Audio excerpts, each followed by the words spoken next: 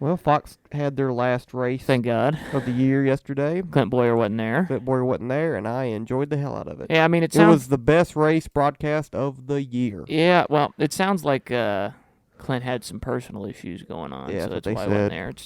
Hopefully it's not nothing terrible, but... No. I mean, I don't... no, But Clint's a good guy, as far as I know. He just don't need to be in the fucking booth calling races. He's too goofy. That booth yesterday with Tony, Larry, and Mike was good. Tony was funny in some parts. He was a little bit maybe too stiff on some of his opinions. But even that, it was a serious it reminded me back of the early 2000s, the Fox coverage. It was almost all serious. Had a few jokes here and there. Like, I know Tony was talking to Denny on the pace laps and said, all right, man, we'll go get him and watch out for that one car. Just shit like that, which was awesome.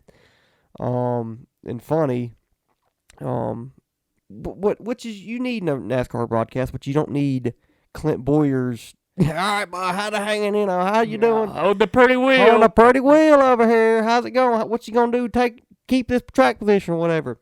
No, when Tony did them after stages, he actually asked some knowledgeable shit about the car and the race and strategy. I heard the Joey one. Yeah, he's just like, how you gonna get back up to the front, man? With a strategy. He's like, oh, well, we'll figure it out. So that was great. That was the best broadcast of the year. Like I said, I am trying to be hard on Clint. Clint needs to, if he's gonna stay in that booth, he needs to get more serious, and he needs to prepare. And I remember Brett talked about this on DBC a couple months ago. If you want Clint Boyer, that's not who Clint Boyer. If you want Clint Boyer to prepare for something, that's not who Clint Boyer is, and that's a problem. If you're getting paid $1 million, I don't know how much he's getting paid at Fox, probably a decent amount of money. You have to put in the time during the week, and don't just what's it called? When you do something on the go, wing it. It's like I said, he wings most of this shit, and it gets annoying, and it gets stale, and it gets repetitive. So if you're Clint Boyer and you're getting paid by Fox, you need to start preparing next year if you're going to still be in the booth, or if they're going to change it up, put Larry Mack or whatever they do. I enjoyed the booth yesterday, but overall, as a whole this year, Fox was a joke as broadcasting goes. I'm really glad that they're going to be done.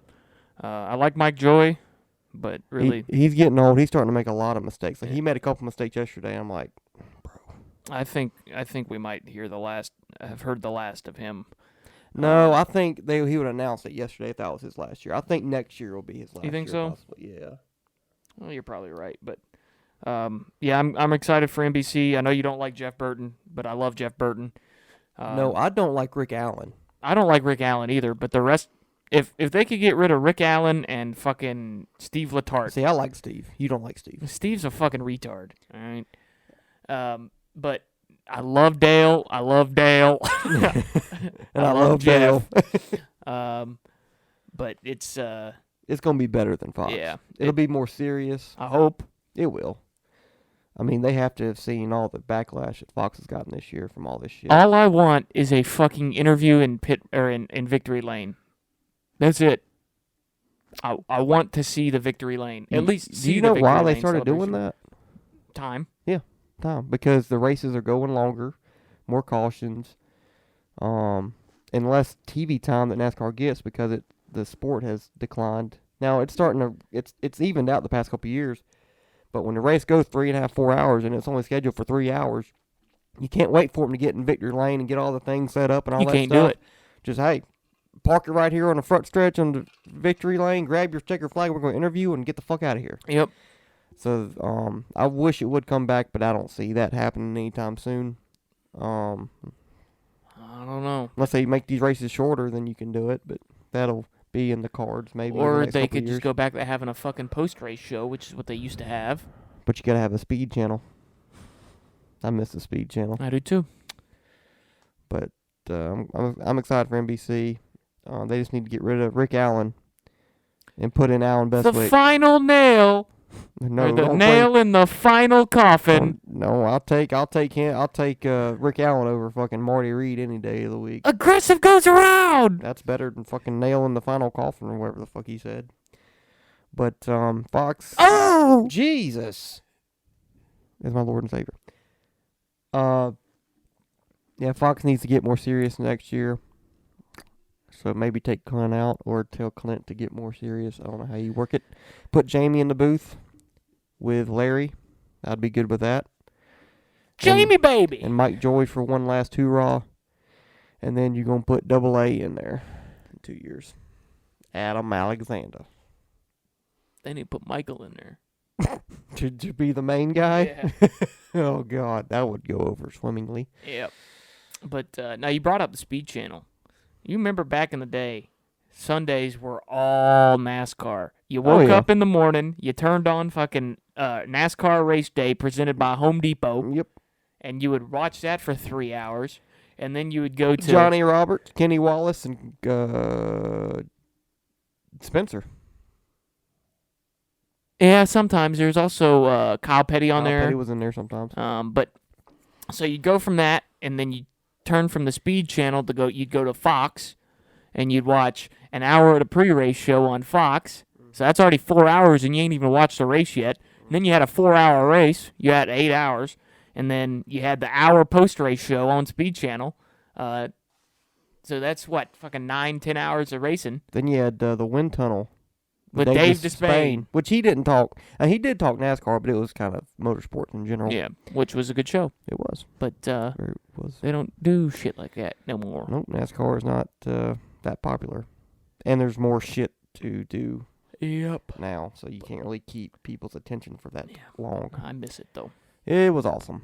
It was awesome. Because it reminded me of College Game Day. Like, you get College Game Day on Saturdays, which was obviously was College Game Day. You can't touch College Game Day on ESPN with when it was. I mean, I like Reese Davis, but it was better with Fowler, Lee, and Kurt. But it reminded me with JR, Kenny, Kyle, Jimmy, whoever was up there. They'd interview drivers and had Wendy Venturini, very good-looking woman, in the garage area and all that stuff. And what's his face? The tall guy. Remember him? What the hell was his name? You know what I'm talking about? Mm-mm.